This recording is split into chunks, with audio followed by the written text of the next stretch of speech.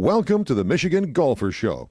Join us each week as we explore the people, the places, and the events that shape our great game. Joining us today, it's such a pleasure to have you.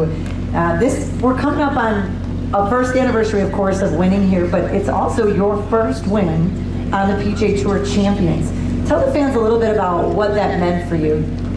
Well, you know, when you transition over from one phase of your career into the next phase, you just never know what lies on the other side of the door. So to come in here, and it was just after I made a pretty significant commitment to switching over with my wife and that decision.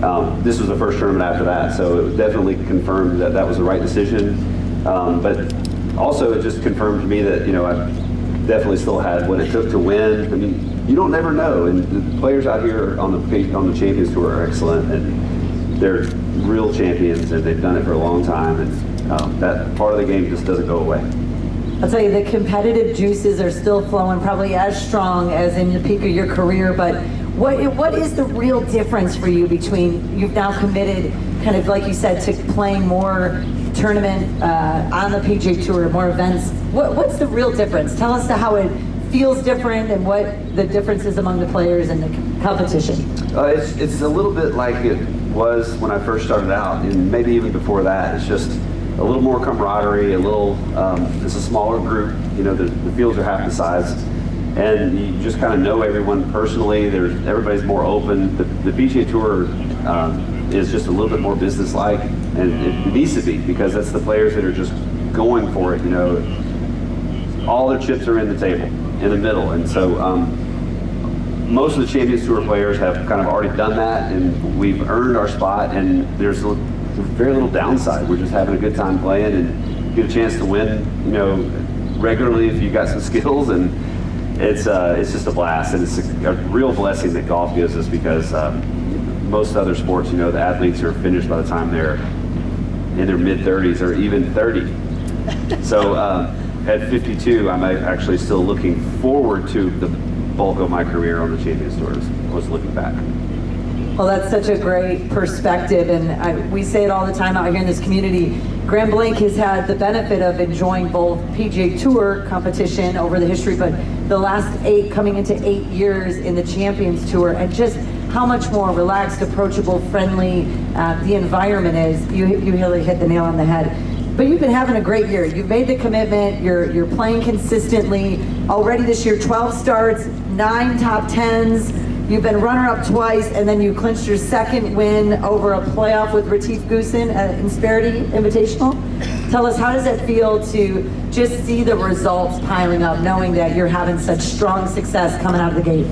It validates the work you're doing, that you're headed the right direction. You know, golf is a complicated game, and you can work your tail off for a long time doing the wrong stuff and have no idea that it's the wrong stuff. But the only real way to know if you're doing the right thing is results. And it's not just scores, but finishes, like wins, and, you know, if you're competing on a very high level consistently, then there's really not much reason to change anything, just little tweaks here and there. But that's just the pursuit of the game at any level.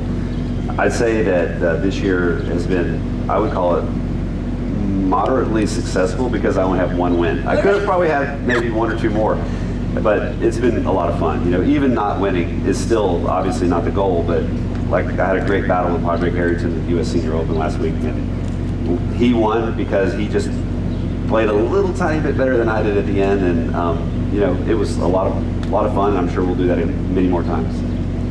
I'll tell you, you hit the nail on the head about golf being that sport. You could try and you're doing the wrong things, but when you're doing it right, the results show. For all of us amateur golfers out there, you know, what's your advice for amateur golfers? Give us a few tips of how we can shave a few strokes off that handicap. I'm sure there's someone out here who's a better qualified teacher than me. The biggest thing, I think we're going to have some fun putting here in a second. The biggest thing I see when I play the Pro-Ams is most of my amateur partners vastly underread the break on putts. I mean, you'll see a player from across the green where the slope is, you know, just ripping down to the front of the green, and they're putting across, and they'll yell out something like, "What do you think, pro?" Like 1 or 2 cups out, and I'm like, it's 10 feet of break. 10 feet. So that's one thing. I mean, this is low-hanging fruit. There's a lot of fruit. Do you give those tips freely during the pro-ams? You tell them where to aim and help make sure your pro-am team performs okay? If they ask, okay. I'm happy to do it. I mean, I love golf, and I don't think I'd be still doing this if I didn't love it, but I love when other people also kind of have that light bulb go off about like, oh, that's what you're doing on that, or that's how you approach this shot, or that's why you chose that club over that club. And I love expressing that and sort of helping someone kind of understand it. I love it.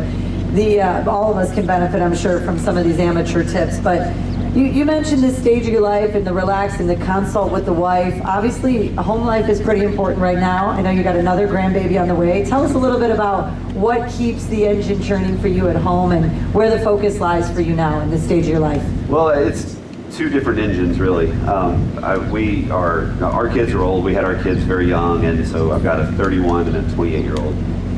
We got grandbaby number 2 coming in about 5 days, and that's one engine for sure. You know, I'm motivated to be at home as much as possible, and when I'm home, I'm fortunate to be able to pretty much be like off. I mean, I do practice, of course, you know, but I can schedule my time where I have plenty of time for them. So, and my wife's the same way. Conversely, you know, the golf is it's another sort of engine that needs to keep tuned, and I have no problem with the desire to keep playing and the passion for it, and I just love competing, and golf is a great vehicle for that. Keep doing it for a long time, and so I got 2 engines to keep tuned up right now, but we're very, very fortunate and having a great time with our grandkid. 1 grandkid, 2 coming. And when's the second one due? 5 days? Number 2 is coming in 5 days, and then the number 3 is coming in September. In September, wow. Yeah. Well, again, thank you for being here so close to that very pivotal day for your family. You mentioned the 2 engines and work-life balance. I mean, so many of us know how important work-life balance is, especially after what we went through the last 5 to 10 years, but just being able to keep both of those engines tuned is a great thing. Yeah. Tell us your leisure time. I got a little tip that you're a bit of a barbecue master. You dabble in the grill master space. What do you like about grilling? What's your favorite thing to cook out there? What summers look like at the Cink household? Well, right around the same time I started cooking barbecue, mostly pork and ribs. Okay. Pork and brisket, sorry. Pork and brisket. Okay. At the same time, my wife decided that she didn't want to eat pork or beef anymore. And I don't know if that happened just after my first try as a cook or just before, but she stopped. So I lost one of my great taste testers. And now I only bother her with something if it's really good. And I'm like, you have to try this. And so she'll try it. But she still likes it, but she's like, I don't think I want more than a bite. Yeah. But it is fun. I actually can relate, believe it or not, golf and the barbecue world because they're both process sports. In golf, I work really hard on the skill of playing and hitting the shots, but when I get into competition, it's all about the process. Doing the same thing over and over because you can't really control the results. And in the barbecue world, where me and a couple of friends of mine have a team where we do compete sometimes, it's very process oriented too. You do the research and the testing ahead of time, but then when it comes competition time, all you can do is your process.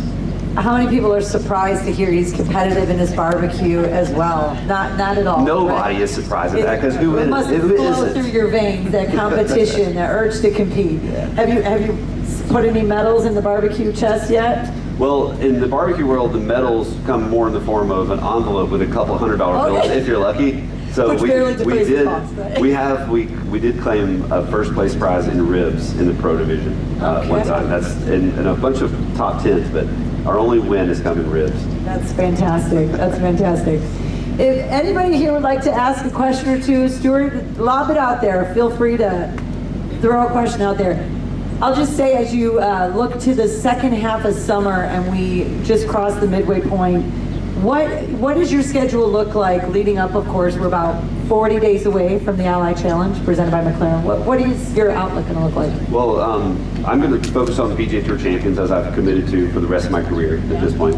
With one exception, I'm going to go to the Open Championship in Ireland next week, play there, and then the Senior Open is also Champions Tour, but that's over there too, obviously. So after that, I'm not really in full control of my schedule. It's going to be determined by grandbabies number 2 and 3. So I'm committed to everything for the most part, and I do expect that I'll probably miss at least 2 tournaments around the birth of number 3 in September. September. Yeah. Well, we are all wishing for a wonderful, smooth delivery and birth. It's an exciting time. Anything you remember about Grand Blanc or being here in Michigan? I'm sure you've played here many, many times coming up through the tour. Anything that you particularly like about this region or this tournament? One memory I have was when we used to play here back in the PGA Tour days. We stayed at a hotel that had an indoor pool, and I don't know if it still exists anymore. Yeah, I see a couple of heads nodding. So that was my kids' favorite of the year, the indoor pool, because we didn't have to worry about sunscreen. It was where we live in Georgia, it's hot as you know what. And they could just have fun at the pool all day long and all night. So I'm glad the heads are nodding that, yeah, the pool still exists. We can, if you want to bring the grandbabies up with the kids, we can make sure we'll get you in a nice, good pool, get a pool experience. Well, we're going to do a little bit of a putting challenge here. Stewart is going to be our kind of celeb putter, give you some tips, so don't be too intimidated if you're out here hitting in front of the crowds. And then you get to be a little bit of a clutch hitter for some of these teams, so if you really just can't perform, guys, we'll get them up there. But before we get into that, I want to thank you for your time. I want to go ahead and grab a spot here, and we're going to bring up one more guest speaker. Stewart Cink, thank you so much for your Q&A. Q&A. My pleasure.